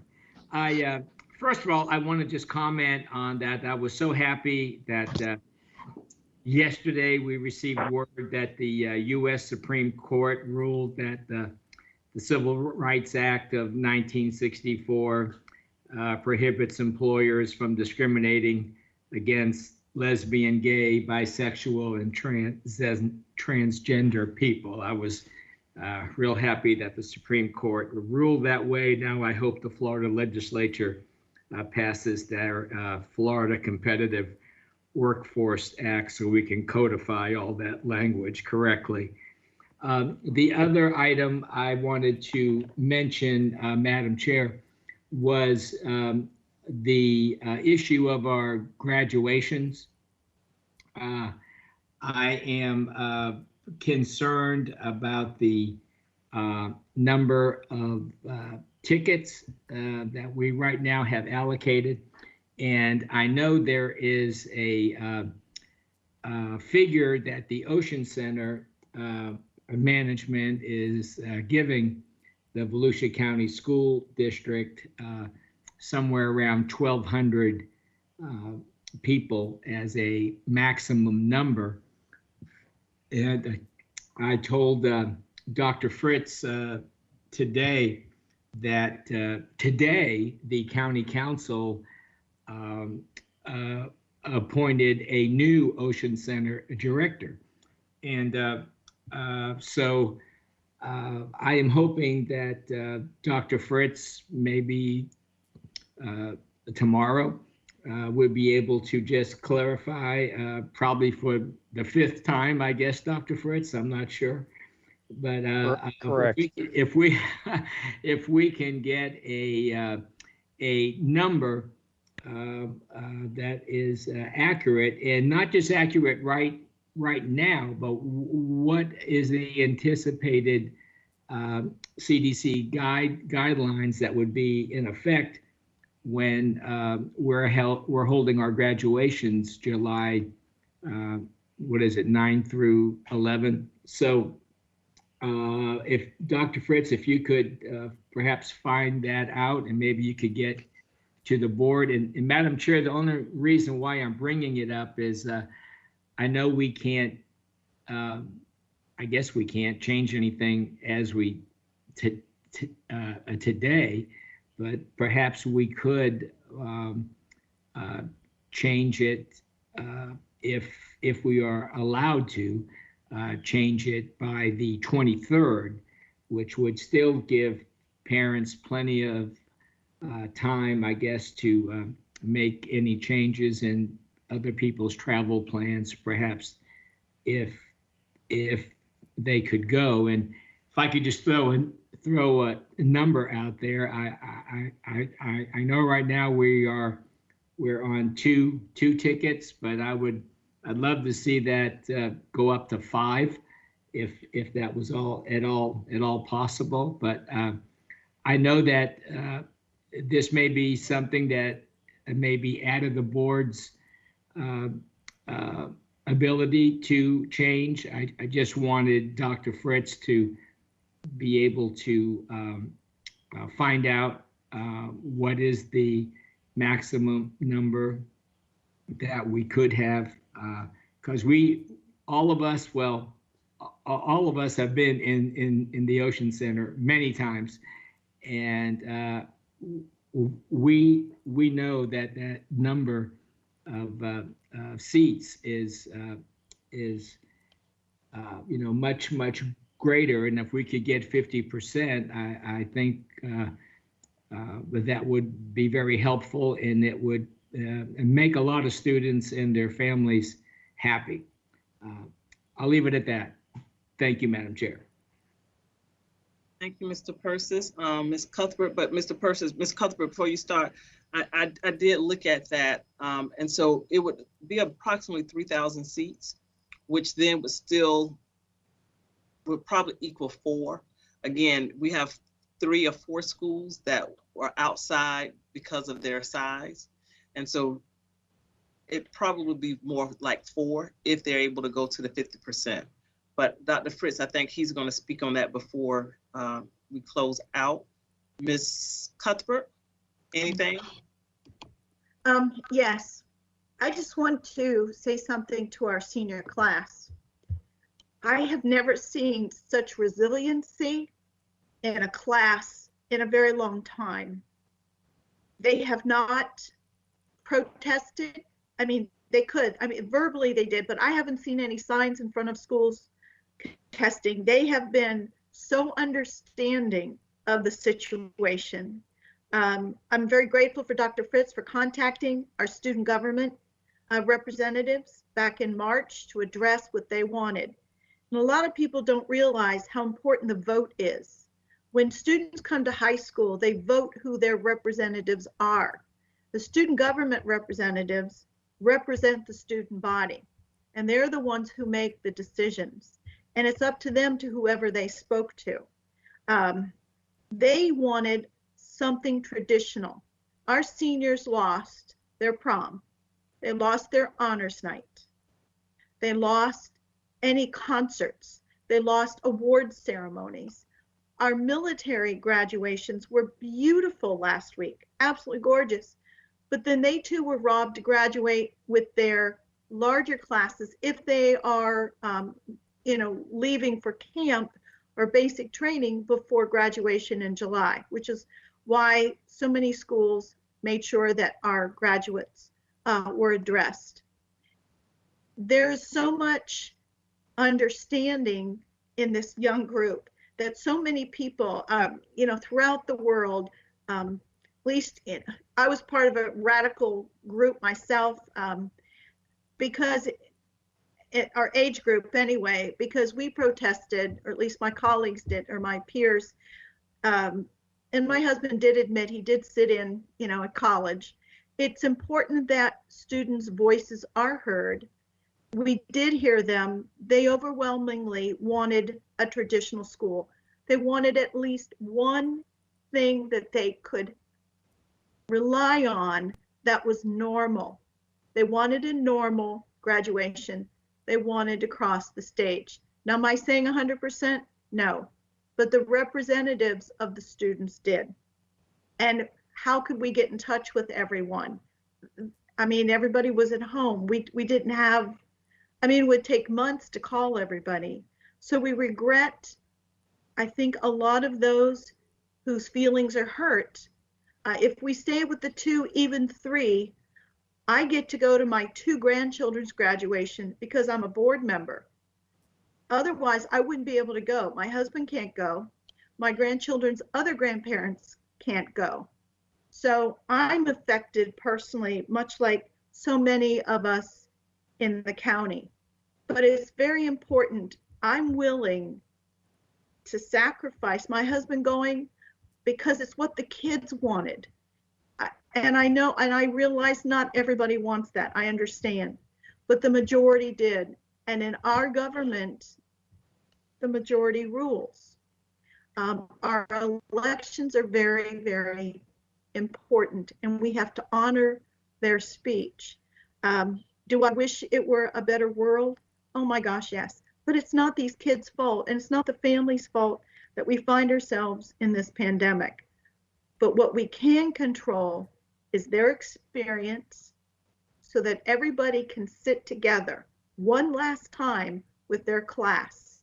These seniors left school not ever knowing they would never meet together again and see each other again, not outside of a car window.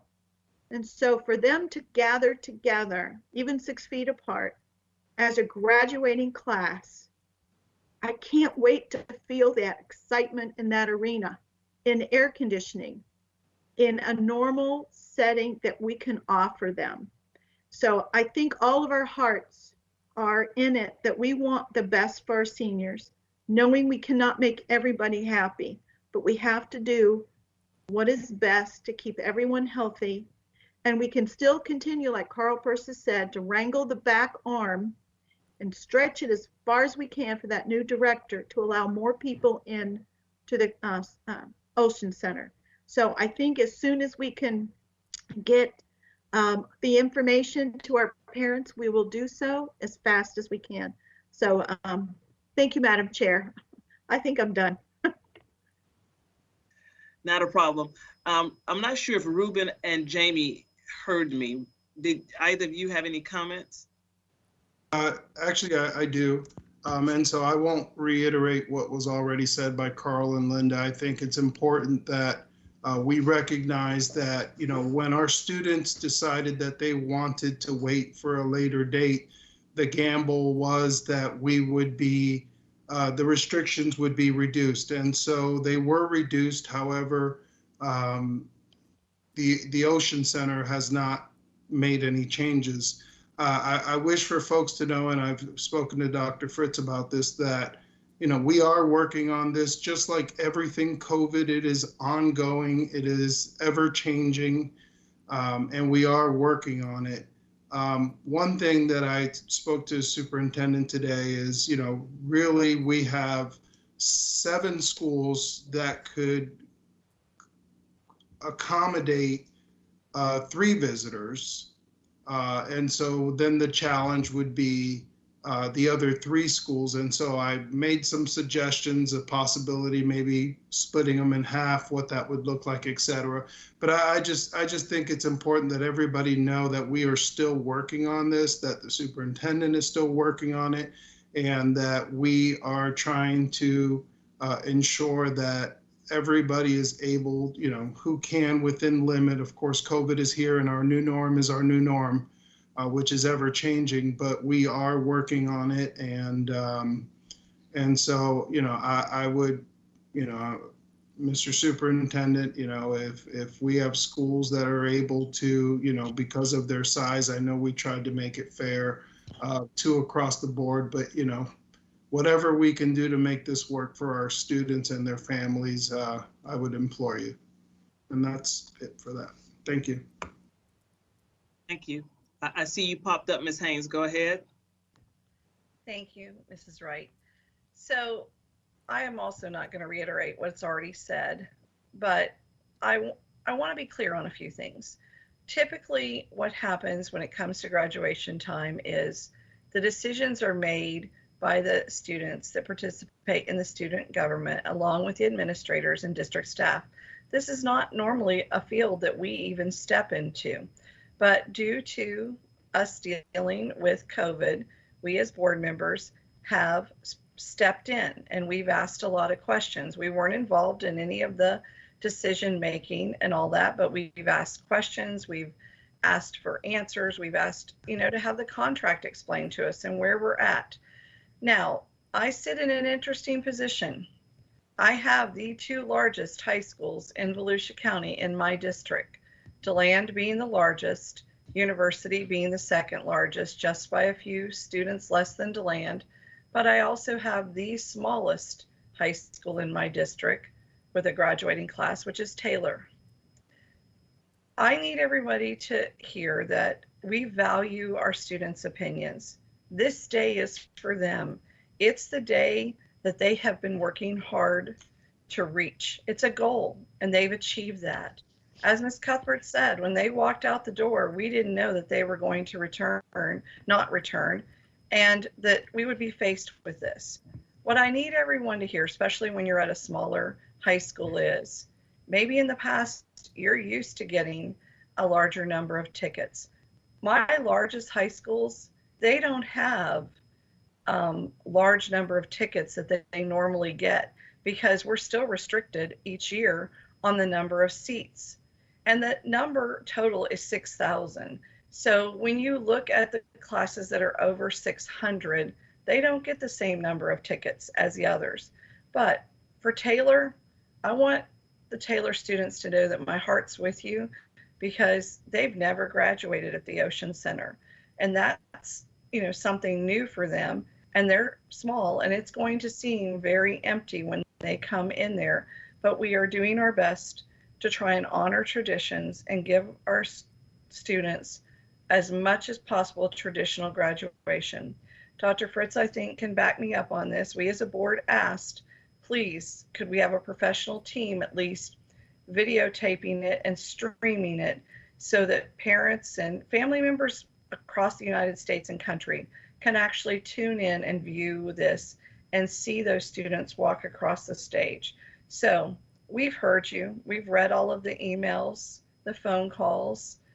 We've responded to a lot of them. Please understand, we did not set out to make anyone angry or frustrated. We want these students to have this opportunity, but we're following the guidelines that we've been given right now. We can't make demands and tell the Ocean Center the way it will be for us. We have to follow the contract that they have given us. But Dr. Fritz is going to continue to ask questions. I'd love to hope and say that we can figure out a way, and especially my large high schools, that you could have 4 tickets. Right now we're at 2. So what I ask of each of you out there today, especially those of you that are in split families, I myself raised my children as a single mom. Please be considerate of each other. Don't make this even more difficult for your high school seniors. Let's do the best we can to honor them, give them this day that they so deserve, and show them that we can work together to make this happen so that they will look back on this day in a positive light and not in a negative light. So adults, because that's who I'm talking to, all of you family members out there, let's do this for the students and make a positive difference for them. So thank you. Thank you so much, Ms. Haynes. Superintendent Fritz. Yes, ma'am. And to the board and to the public and to most importantly, my seniors that have graduated and are going to go across the stage, know that I will advocate for you with everything I have tomorrow with the Ocean Center. I will remind them of the governor's regulations and the relaxation of those regulations. We will do everything in our power. Regardless, I want you to know that this will be special. I'm going to be working with Ms. Schultz to make sure that all of our families have the link to the video streaming, because even if we are victorious in getting up to 5 or 6 or whatever it might be permitted to be at that graduation ceremony, there's no doubt going to be an aunt or an uncle or a grandparent that wants to watch this live stream. We have certainly found a professional outfitter to make sure that that happens, and we'll make sure that that information is given to our families in advance so that those family members across the country and around the world can watch. But I do have a meeting already set tomorrow with some of the leads at the Ocean Center, and we will send a communication tomorrow with what we find out. So thank you, Madam Chair. Thank you, Dr. Fritz. Anything, Attorney Doran? No, thank you, Mrs. Wright. Not at this time. Okay, Mr. Persis, I see your hand up. Yeah, Madam Chair, thanks. I just want to clarify because we're all getting emails, multiple emails on this topic every day. And so, Madam Chair, Dr. Fritz, does this require board action, or is it, or can you just find out information tomorrow and just send it to the board and say, this is what we are going to do? I just want to know direction. That's all, Madam Chair. Good question, Mr. Persis. Actually, this is not a board action item. Good. It's the good. operation. It is really up to the discretion of the superintendent and the principals. And quite naturally, it has been up to the principals and their student. We just never had COVID in any of our lifetime. So we didn't never have this issue. And now that we're faced with it, I'm sure we will have some policies in place of how to move forward in the future. But he is going to check with the Ocean Center. I have asked that he communicate with us once he finds out, if they're able to, and there are some restrictions, even with the 50% opening, about enclosed facilities. So once he finds that information out, he's going to provide it to us, all the high school principals, so that we can send out, and before we send out any communication, so that we know exactly how, what, when, where, and potentially he and his cabinet will go back. They may have more discussion about other options if the Ocean Center just said, unfortunately, they are unable to go over the 30%. But Superintendent Fritz, I want to make sure, come back to you, and I see you, Ms. Haynes, that you will, it is my understanding that you will contact us and let us know what the final decision is, or what you all were able to negotiate. And then Ms. Haynes, I'll come to you. Go ahead, Superintendent Fritz. That is correct. Our meeting tomorrow is at 11 o'clock in the morning. It's already set. Once we get that done, then we will communicate with the board on what we've been able to determine. Thank you. Go ahead, Ms. Haynes. But wait a minute, Mr. Persis, did we answer your question? Yeah, that's just great. I just want to, I just want us all be on the same page and not one group find out like way before another, or get on social media and everybody, the rumor mill, and we're all like scram. Just Dr. Fritz, you're in charge. You send it out, and then we just go from there. And that, I think, will give us a lot of peace of mind. And whatever it is, it is. And I have confidence, of course, that Dr. Fritz is going to get the maximum amount of numbers that we safely can get into the Ocean Center. Thank you, Madam Chair. Thank you, Mr. Persis. Ms. Haynes? So I just want to clarify something because everyone seems to be very confused about the number that the Ocean Center will hold. So I know that if you go to the Ocean Center website, you know, you can see, oh, well, it might hold 13,000 people or whatever. But what individuals need to understand is we don't use the entire Ocean Center because it's not designed to be able to be used for a graduation. And so the part that we use, which, you know, I call it the balcony, some people say it's like the bowl area, we are limited to no more than 6,000, and that's every year, you know. So we keep getting a lot of emails, and there's just a lot of misinformation on social media because people just are posting what they believe is the correct information, and it's not the correct information. So, you know, we've asked as board members if we can go to 50%. 50% would be 3,000. 3,000 can basically pull us off, you know, 4 tickets per family, especially for my very large high schools. And so, you know, my thing is, before you go and spread information, know your details, okay? If you're going to write about it and you're going to share about it and give an opinion, know what the details are. And so the details are, it's 6,000, whether it's this year, last year, or 5 years moving forward at this time. And if we can get to 50%, we can get to 3,000. And so please, if you are sharing inaccurate information, I'd like to ask for you to go back and correct that. Thank you. Thank you, Ms. Haynes. Any other comments, colleagues?